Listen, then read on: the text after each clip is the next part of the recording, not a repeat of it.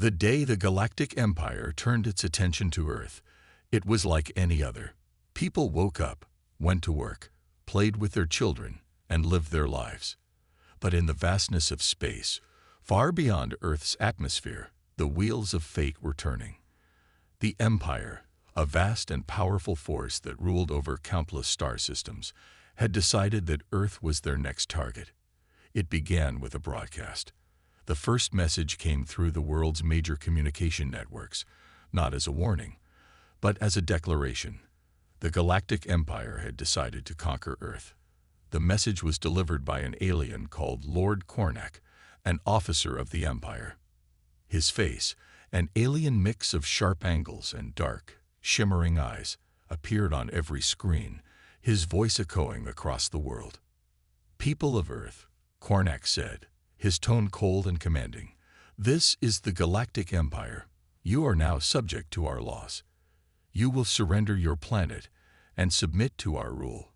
If you do not, your resistance will be crushed, and your planet will be destroyed."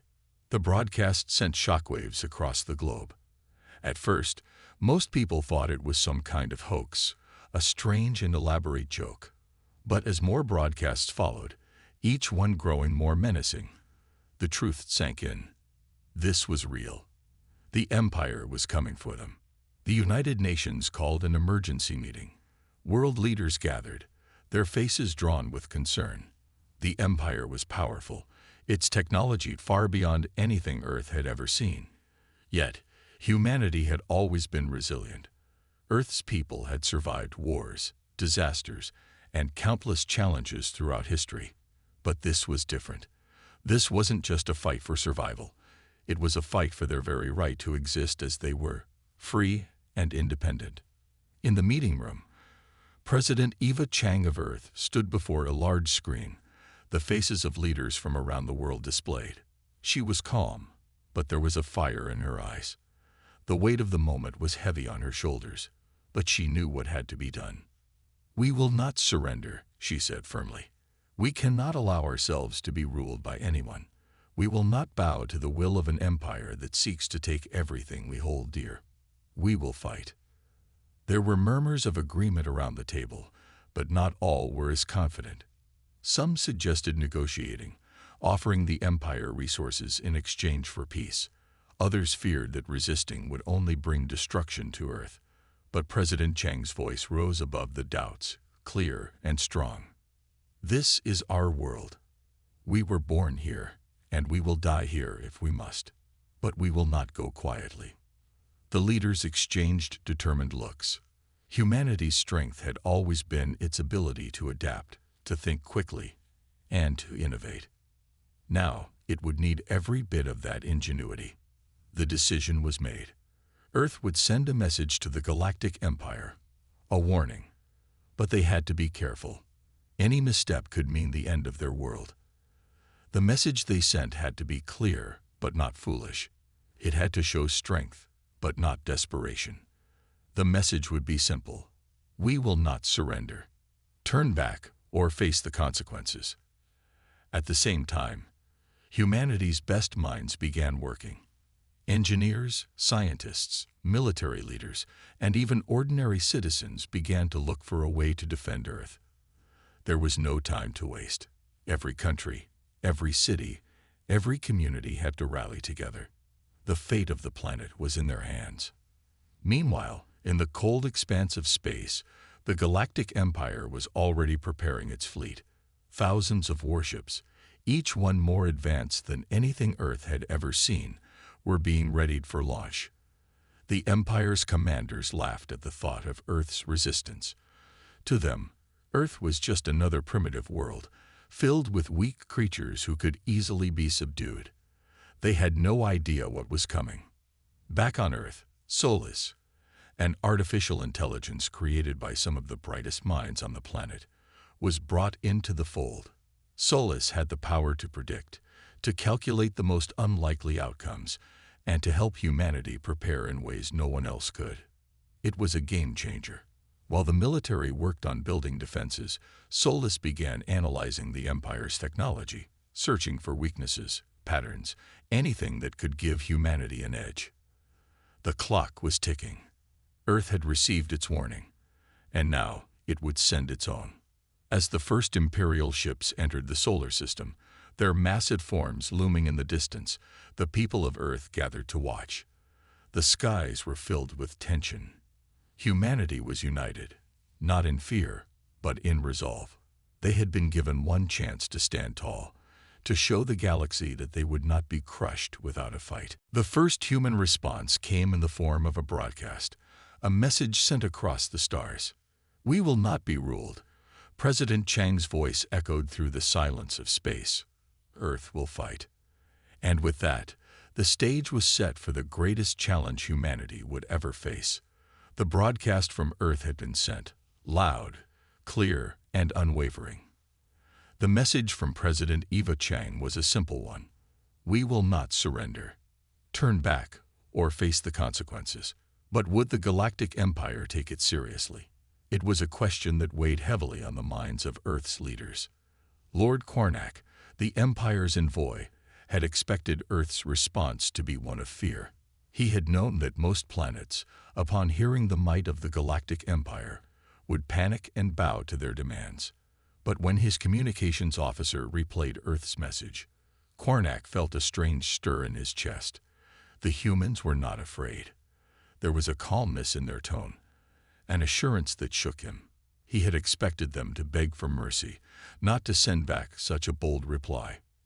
"You heard the message?" Cornac asked his officers, his voice cold and calculating. "Yes, Lord Cornac," one of his officers replied. "The humans have refused to surrender. They claim they will fight." Cornac's lips curled into a smile, though it lacked warmth. "Foolish. Their resistance will be short-lived. Earth is nothing more than a primitive world." But something lingered in his thoughts. The humans had not quivered. They had not panicked. Something about their message was unsettling, and for the first time, Cornac began to question just how much he truly understood about these creatures called humans. Meanwhile, back on Earth, the leaders gathered again, this time in a secret military command center. The tension was palpable, but there was a sense of unity that had not been seen before. Humanity, in all its diversity, had come together with one goal: survival. President Chang sat at the head of the table, flanked by military generals, scientists, and engineers. They had been working day and night, preparing for an invasion that could come at any moment. It was not just a matter of defense. It was a matter of proving that Earth was worth defending. They were not going to let anyone come and take what they had worked so hard to build. "What do we know about their technology?" President Chang asked, her voice firm. "We know their ships are unlike anything we've ever seen," General Hammond replied. "They have shields that seem impenetrable, and their weapons. They could wipe out a city with a single blast. And yet they underestimate us." Dr. Lucinda Wells, a top scientist working on the AI project Solus, said with a smile, "We may not have their technology, but we have something else: ingenuity. We've always been able to find a way when there seemed to be no way." President Chang nodded, looking around the room. "Exactly. We may not have the firepower they do, but we have our brains, and we have each other. I want every person on Earth to know that we are all in this together." The room fell silent as they all knew the weight of her words. Earth's future was uncertain, but it was also clear that no matter what happened, they would stand strong. Outside the command center, the world watched in anticipation. News networks had been broadcasting the Empire's threats and the human response 24/7. People around the globe could do nothing but wait. The Empire's fleet was getting closer, its ships crossing the stars with terrifying speed. But Earth's leaders weren't waiting. They were acting. Every nation had mobilized its resources, pulling together engineers, scientists, and soldiers. It wasn't just the military that was preparing. Every person, from the youngest child to the oldest elder, was contributing. Some were working to build new technologies, others were spreading messages of hope, and still others were coming together to show that they would not back down. In a small research lab in the heart of the United States, Dr. Lucinda Wells and her team worked feverishly on Project Solus, the quantum artificial intelligence that had the potential to change everything. Solus was not just a supercomputer, it was designed to predict outcomes, understand patterns, and think several steps ahead of any enemy. If anyone could find a way to counter the Empire's immense power, it was Solus. As the scientists worked, they couldn't help but feel a sense of hope.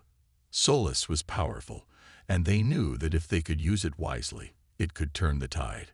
They fed Solus every piece of information they had about the Galactic Empire, its ships, its weapons, its tactics. It analyzed, calculated, and began to suggest potential strategies. It was like having a mind that could see the future. But even with Solus's help, there was still so much unknown. How would the Empire respond to Earth's warning? Would they actually turn back, or would they come with all their might, determined to crush Earth underfoot? Every answer seemed to lead to another question. Meanwhile, in space, the Empire was not as unconcerned as it seemed. While Quarnek still believed that Earth would fall easily, he couldn't shake the feeling that something had changed. The humans had sent a message, not of fear, but of strength. And for the first time in his life, Quarnek wondered if he had misjudged them. With the Empire's fleet now on the edge of the solar system, and Earth's forces preparing for a battle they weren't sure they could win, the stage was set. The warning had been given, but the true test was just beginning. The tension on Earth grew thicker with each passing hour as the Galactic Empire's fleet approached. It was hard to ignore the dark shadow they cast over the planet. For the first time in history, humanity was facing a challenge that no amount of preparation could fully prepare them for. But despite the fear, there was something else, a sense of unity, of determination that spread across every nation. On the ground, the leaders of Earth were working tirelessly, refining strategies and preparing defenses. They knew they had one shot to make it count. The future of the planet depended on it. But in the cold vastness of space, the real drama was unfolding. The first Imperial ships appeared on Earth's radar, massive and imposing. Their hulls gleamed darkly against the stars. The fleet, hundreds of ships strong, was like nothing humanity had ever seen. From their enormous battleships to their sleek cruisers, each ship was a testament to the Empire's overwhelming power. For Lord Quarnek, this was just another mission. The galaxy was full of weak civilizations, and Earth was no different. The Empire had conquered countless worlds, and Earth would fall just like the others. What Quarnek didn't expect, however, was the response they would face.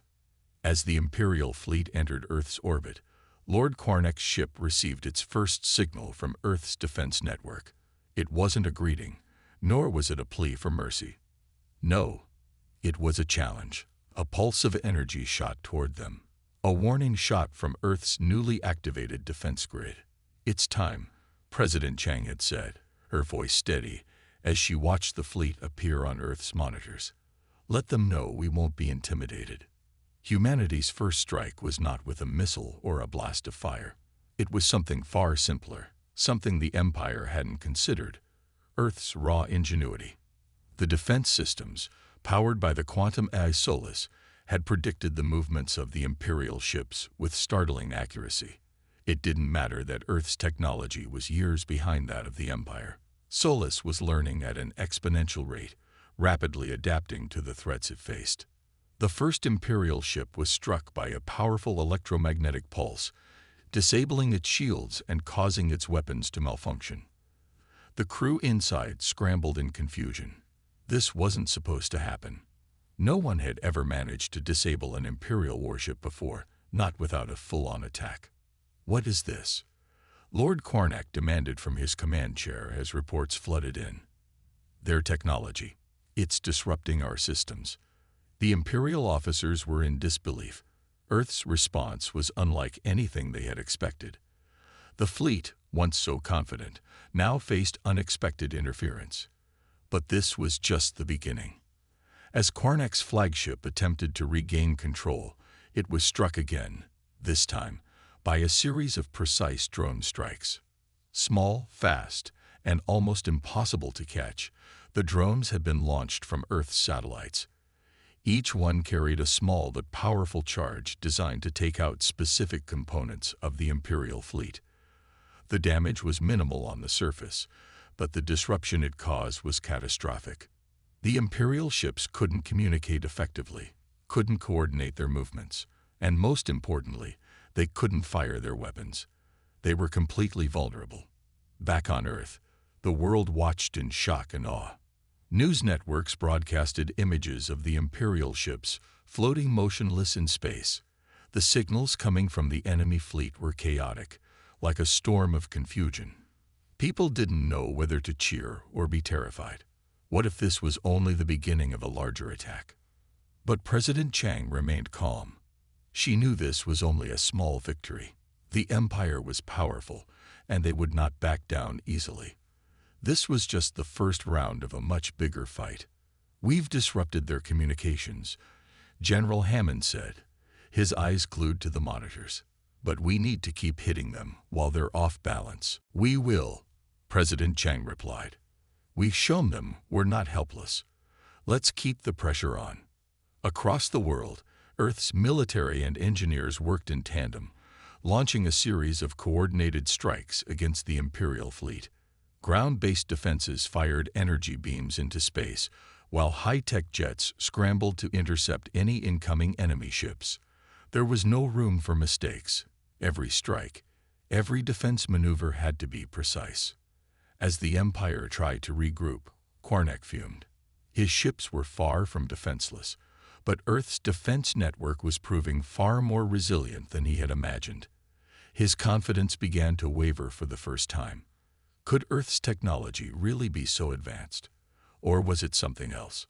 Something that the Empire had overlooked? "No matter," Cornac said, his voice cold. "We will crush them." But he was starting to understand that Earth was not like the other worlds the Empire had conquered. They weren't just fighting to survive. They were fighting for something much bigger. And that made them unpredictable. That made them dangerous.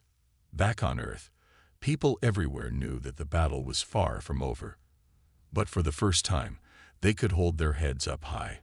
They had struck first. They had shown the galaxy that humanity would not go down quietly. The shockwave of the first attack was felt all over the world. People celebrated, but they also knew this was only a taste of what was to come. The Empire would not stop until it had conquered Earth, or until Earth proved it was stronger than anyone had ever believed.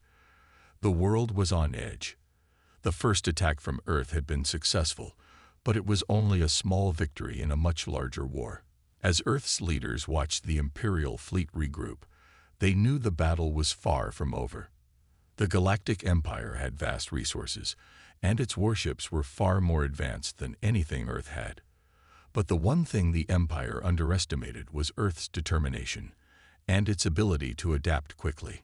Inside a high-tech command center in the United States, President Eva Chang sat surrounded by her team of military leaders and scientists.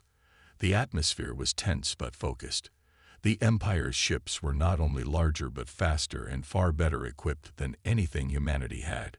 Yet the humans had one advantage: the mind. They could think in ways the Empire never could, adapting rapidly to changing circumstances. "General Hammond, give me an update," President Chang said, her voice steady but urgent.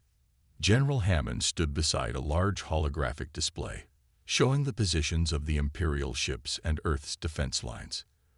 "The fleet's communication systems are still being disrupted by our electromagnetic pulses, but they're starting to recover. We can't keep them offline for long. We need a new strategy." Dr. Lucinda Wells, the lead scientist behind Project Solus, spoke up. "We have Solus running simulations of every possible attack the Empire might use. It's already identified patterns in their tactics. If we can outsmart them, we can gain the upper hand." Solus, the quantum AI that had been Earth's secret weapon, had been running non-stop since the first Imperial encounter. It could process data at speeds that no human mind could match, predicting enemy movements and weaknesses in real time. The results of its calculations were displayed on the main screen. A series of coordinated counterattacks that could potentially take down some of the weaker Imperial ships. But there was still one huge problem. The Empire's flagship, the Oblivion, was nearly invincible. It was heavily shielded and bristling with weapons. If Earth could not find a way to disable it, the whole plan would fail. "Do we have any way to take down the Oblivion?" President Chang asked, her eyes narrowing as she studied the map. Dr. Wells adjusted her glasses. "We've been working on a strategy. The Oblivion shields are strong, but they're not invulnerable. Solus has found a small vulnerability, an opening in the shield system. If we can hit that exact spot with a concentrated burst of energy, we might be able to disable it long enough for our other forces to strike." General Hammond nodded. "But we'll need to coordinate everything perfectly. One mistake, and the Oblivion could tear through our defenses in minutes." "Then we make sure there are no mistakes," President Chang said firmly. "Prepare the counterstrike. Every resource we have is going into this." Around the world, preparations were underway. Earth's best engineers, military personnel, and scientists had spent every waking moment working together to counter the Empire's advances. As the hours passed, the plan took shape, and soon, a global network of satellite-based weapons, ground-based laser cannons, and fighter jets was poised to strike. On the other side of space, Lord Cornac watched as his fleet began to regain its strength. The humans' first counterattack had been a nuisance, but now they were beginning to recover. The Oblivion was still at the heart of the fleet, its shields nearly impenetrable. Cornac was confident the humans would soon fall under the weight of the Empire's might. However, there was still something unsettling about Earth's resistance. They had shown unexpected resourcefulness. His officers reported back. "Lord Cornac, the enemy has launched a second wave of attacks. They seem to be targeting our weaker ships first, trying to weaken our defenses." Cornac scowled. "So they think they can wear us down. We'll crush them." But he couldn't shake the feeling that something was wrong. The humans were showing a surprising level of coordination, a level of cleverness that no one had expected from a planet so far behind the Empire's technology. Back on Earth, the counterattack was ready. As the time to launch approached, the mood was a mixture of hope and uncertainty. People knew that this was their best chance to make a real impact. If they succeeded, they would prove to the Empire that Earth was not to be underestimated. At the same time, Solus continued to run its simulations, adjusting the plan in real time based on new data. The AI worked tirelessly, adjusting the trajectories of the laser bursts, the angles of the drones, and the exact timing of the fighter jet strikes. It was no longer just a machine. It was a partner in humanity's fight for survival. As Earth's forces began to launch their counterattack, the skies over several continents lit up with activity. Orbital weapons fired in a synchronized pattern, releasing concentrated bursts of energy toward the Imperial fleet. A volley of missiles launched from fighter jets aimed directly at the Oblivion. Earth's military had spent months preparing for this moment, and now the results were beginning to show. The Oblivion shields flickered under the barrage of energy blasts. For the first time, the great ship's defenses began to weaken. Lord Cornac's face tightened as he watched the status reports flood in. "No," he muttered. "This can't be happening." But it was. Earth's counterstrike was working. The Oblivion was struggling to hold its ground, and for the first time, the Empire was on the defensive. President Chang watched the battle unfold on her command center screen. The counterattack wasn't perfect, but it was working. She knew there was still a long way to go, but seeing the Imperial fleet on the back foot for the first time gave her hope. This was the turning point. Earth had struck back. The battle in space had shifted. For the first time, humanity had made the Empire question its certainty. The Oblivion, the most powerful warship in the fleet, had been rocked by Earth's counterattack. Its shields were failing, and its weapons systems were disrupted. For Lord Cornac, the pressure was mounting. Inside his flagship, Cornac's anger was barely contained. His officers, once confident, now spoke with uncertainty. They had never encountered a resistance like this before. Lord Cornac, an officer, reported, "The Oblivion shields are down to 30%. If this continues, we may lose our position." Cornac gritted his teeth. "I will not lose to these primitive humans." His fleet, though powerful, was now facing a new problem. Earth was proving to be resourceful in ways the Empire had never anticipated. The coordinated attacks from Earth's forces were relentless, and the tactics were unpredictable.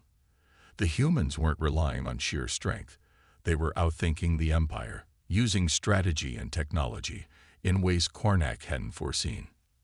Back on Earth, the mood was tense but hopeful.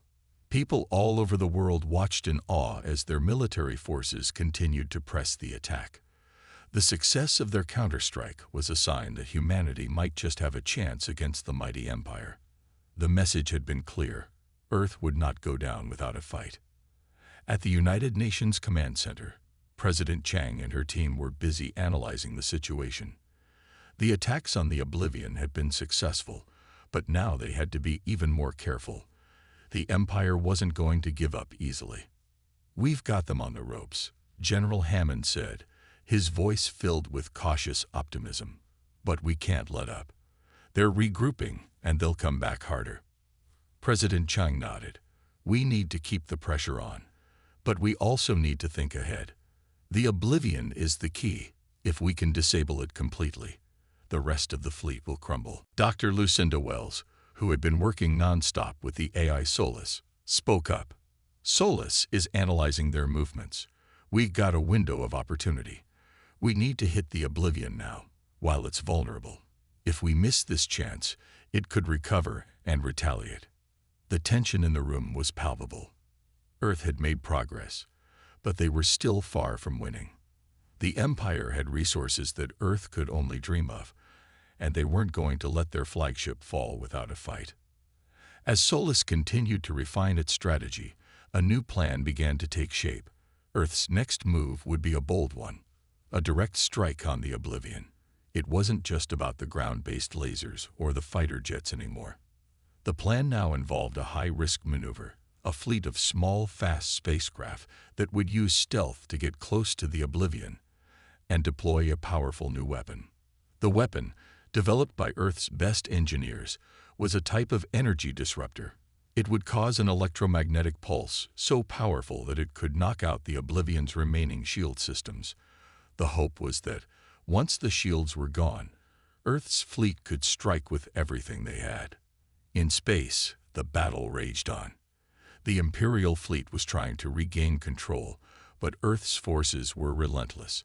A series of laser blasts hit several Imperial ships, causing them to spiral out of control and explode in brilliant fireballs.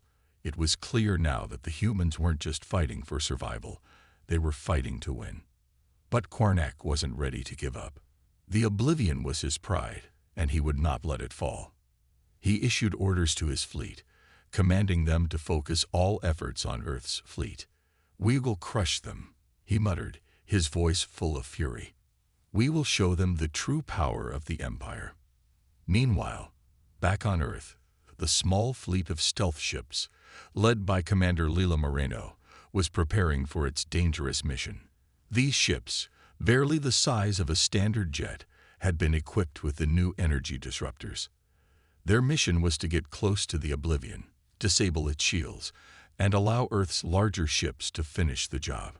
Commander Moreno and her team boarded the stealth ships, their faces set with determination. They knew the risks. If they failed, Earth's forces could lose everything. But if they succeeded, they might have a chance to end this war before it destroyed their world. The stealth ships glided through space, avoiding detection by the Imperial fleet's sensors. They moved like shadows, slipping between the massive warships and staying out of sight. As they neared the Oblivion, the tension reached a peak. This was it, their final chance to deal a decisive blow to the Empire. Back at the United Nations Command Center, President Chang watched the live feed. Her heart raced. The small ships had successfully made it to the Oblivion's proximity. The energy disruptors were ready. All that was left was for the ships to fire and disable the Empire's greatest weapon. "Now," she whispered, her eyes locked on the screen. The stealth ships fired. The disruptors sent powerful pulses of energy toward the Oblivion's shields. The first pulse hit, and for a moment, nothing happened. Then, the shields of the Oblivion flickered and crackled before collapsing entirely. A cheer erupted in the command center, but President Chang remained focused. "Get ready for the final strike. This is our moment." The Oblivion was now vulnerable. Its once impenetrable shields had failed. The small, stealth ships from Earth's fleet had succeeded in their mission. The Imperial warship was no longer the unstoppable force it once was. Inside the command center on Earth, President Eva Chang stood still, her eyes fixed on the large screens before her. The moment they had been preparing for had arrived. The Oblivion's defenses were down, but the fight wasn't over yet. It was time for Earth's final strike, and the plan had to work flawlessly. One mistake could undo everything. "We've done it," General Hammond said, his voice filled with a mix of awe and caution. "Now we need to make sure they can't recover." "Prepare the fleet," President Chang said firmly. "Launch everything we have. All ships, all weapons. This is the moment we've been fighting for." Across the globe, Earth's military forces began the final push. Fighter jets soared through the skies, ready to engage in the last battle. Ground-based defense systems powered up, and orbital laser cannons locked their sights on the Oblivion. Humanity's combined might was focused on one target, the heart of the Imperial fleet. Back in space, Lord Cornac paced back and forth on his flagship. His frustration was palpable. The Oblivion, the ship he had trusted to secure the Empire's victory, was now in trouble. Earth's relentless attacks had taken their toll. He had underestimated them, and now they were closing in for the final blow. "Send all available forces to protect the Oblivion," Cornac barked. "We will not let this planet defeat us. Focus everything on that ship." But it was already too late. The Earth fleet was moving in with deadly precision. The Oblivion, once the epitome of Imperial power, was now the most vulnerable ship in the fleet. It had no choice but to rely on the remaining warships to defend it. Commander Lila Moreno, leading a group of Earth's best pilots, gave the order to launch the final wave of missiles. They streaked through space toward the Oblivion, each carrying a devastating payload. The missiles were guided by Solus, the advanced quantum eye, which had calculated the perfect angle of attack. The missiles would strike in a pattern that would hit the heart of the Oblivion and ensure the ship's destruction. The missiles raced through the void, their targets locked. The Imperial fleet tried to reposition their ships, but the humans were faster. The missiles impacted the Oblivion in a brilliant display of light. Each explosion shook the massive warship, and its once glowing hull began to dim. Inside the Oblivion, Cornac's heart sank as the ship's main systems began to fail. The monitors flickered, and alarms blared. "Status report," he shouted, trying to regain control of his vessel. "We've lost power to the forward shields," an officer reported. "The hull is taking damage from multiple points. We can't keep up with the attacks." Cornac clenched his fists, unable to believe what was happening.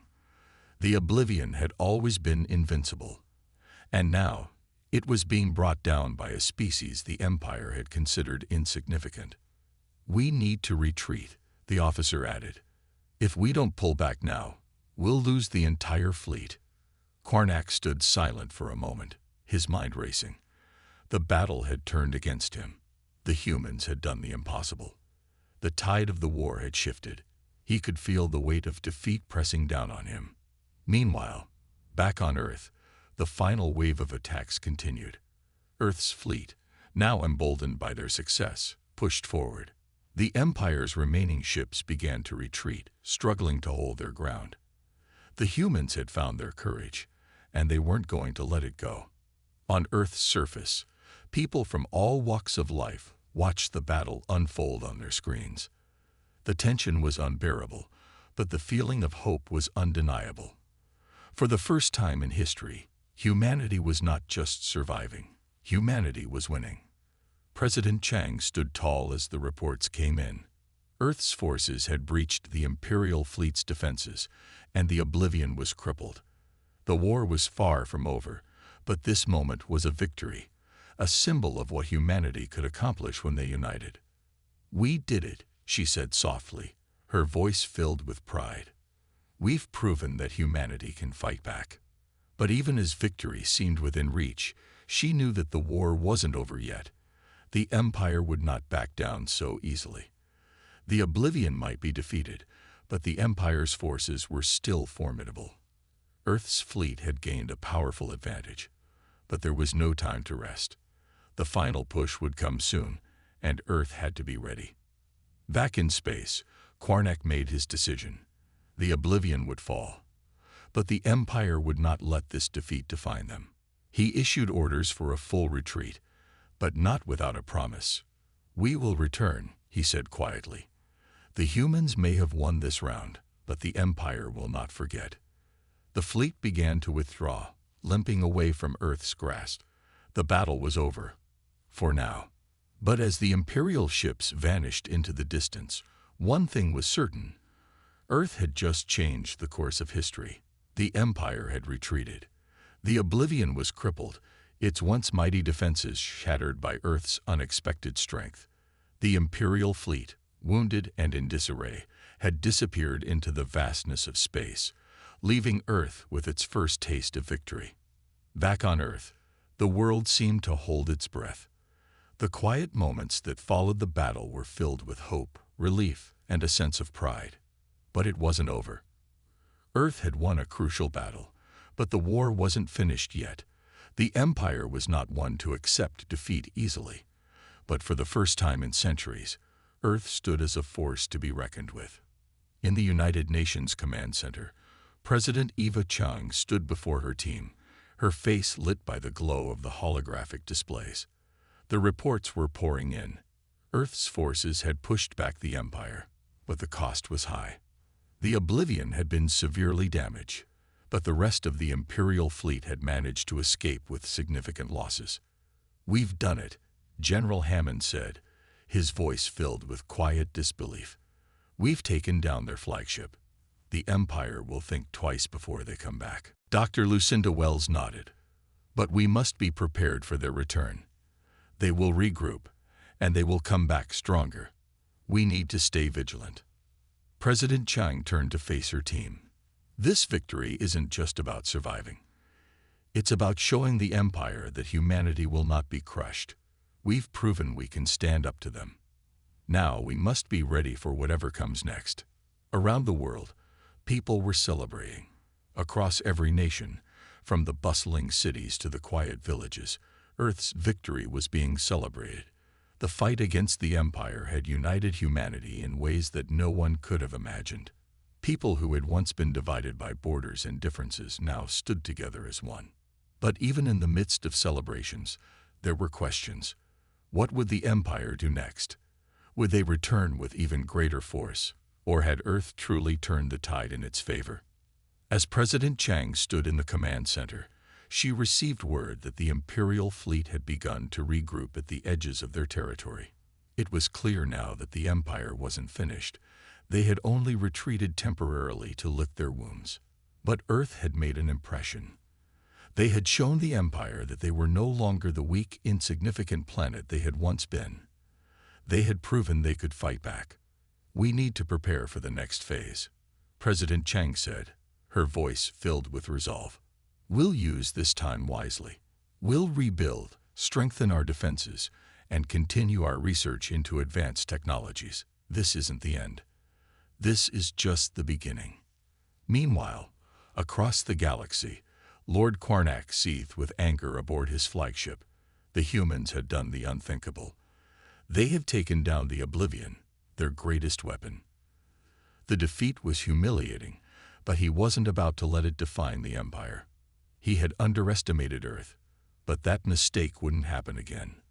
"We will return," Qarnak muttered, his voice cold with determination. "This planet will pay for their defiance.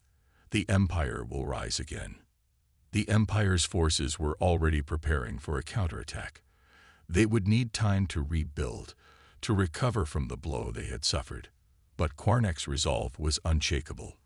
The Empire had been the dominant force in the galaxy for centuries, and a few setbacks wouldn't change that. The humans had only delayed the inevitable. Back on Earth, Commander Leela Moreno, who had led the stealth mission to disable the Oblivion, stood with her team, gazing out at the horizon. They had played a key role in Earth's victory, but the war was far from over. The humans had proven they could fight, but they had yet to truly defeat the Empire. The next few years would be crucial. "We did it," Leela said, her voice filled with quiet pride. "We showed the Empire that they're not invincible. But we need to stay ready. We've got one victory, but the real fight is still ahead." Her team nodded. They knew the truth of her words. The Empire was still out there, and they were already planning their next move. As the sun set over Earth, the people of the planet looked to the future with a new sense of purpose. They had faced the impossible and emerged victorious. For the first time in their history, humanity was united, fighting for survival and for a future where they could stand side by side with the stars. President Chang stood alone in the command center, watching the horizon. The battle had been won, but she knew the war was far from over. The Empire would return, and when they did, humanity would be ready. For now, Earth had shown that it was not a planet to be ignored, and that the courage of one species could change the course of history. Earth had earned its place in the galaxy, and no matter what came next, humanity would not back down.